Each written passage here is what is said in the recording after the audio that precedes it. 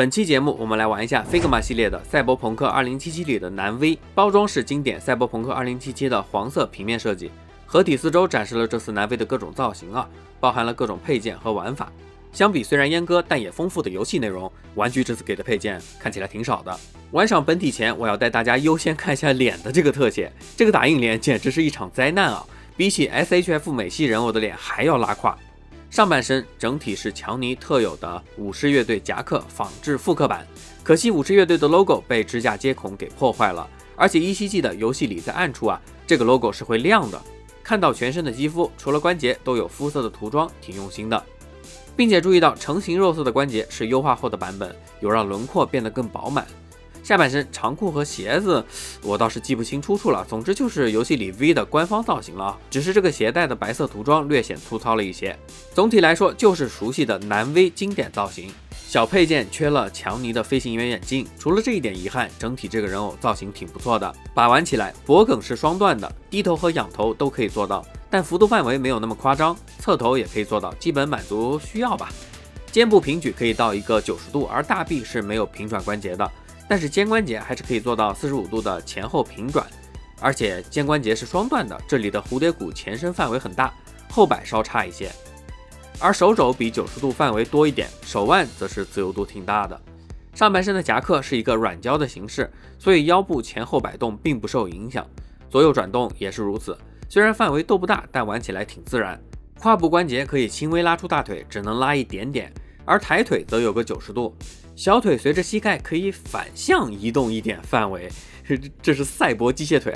正常屈膝有个120度吧，总之勉强够用了。高帮鞋的造型看起来可动应该会很烂，但是这里 Figma 处理成了正常脚踝的可动，各种侧摆范围很大，抬脚和伸脚的效果也不错，甚至脚尖的抬起幅度也很高。这次的男 V 玩起来可动是中等偏上吧，做不了特别夸张的动作，但能满足大部分需要了。其他配件给的就像游戏功能一样，阉割缩水了不少。不过如果我们有额外全贴纸印花的草踢刃摩托车，那就又完全不一样了。V 搭配车有点动作限定，之前摩托车的开箱那期已经说过了。首先 V 本体的可动没有太高嘛，摩托车本身支持的功能也不多，但是有了车来搭配，真的丰富帅气了很多造型手方面给了一对握拳手，一对张开放松的手，一个持枪右手和一个冲锋枪的握把左手，以及最后一对摩托车车把专用手。因为开孔是专为车把手优化的，而且足够紧，有了这对手 V 在车上坐着会稳固不少。手枪的细节雕刻还行，但是涂装较为敷衍，原型是游戏里的铅性手枪，原型确实比较精细在这种量产的1:12手枪配件里，我倒也不能太苛求了。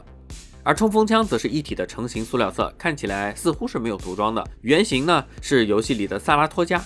这个名字我好像有这艘船接着是一手的射弹发射系统，做的还行挺实的，分色也就这样吧。一手的螳螂刀也是同样没那么游戏里那种镂空的感觉，挺厚实的，还挺帅。就是我记得螳螂刀是对称的吧？这个单边的螳螂刀是我没获得过的型号吗？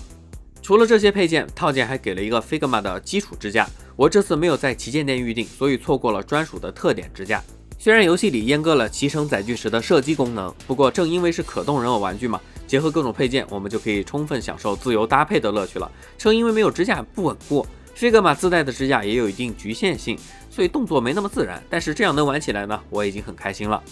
本次 Figma 的 V 估计是只有玩了游戏的玩家才能体验到更多的乐趣，但熟悉游戏的玩家又会知道，相比丰富的游戏内容呢，玩具给的配件确实挺少的，总体感觉就是一般，正常发挥吧。但我这次玩的倒是挺开心的，可能是因为刚刚看了边缘行者或者是叫赛博浪客的动画，有一定的兴趣加成。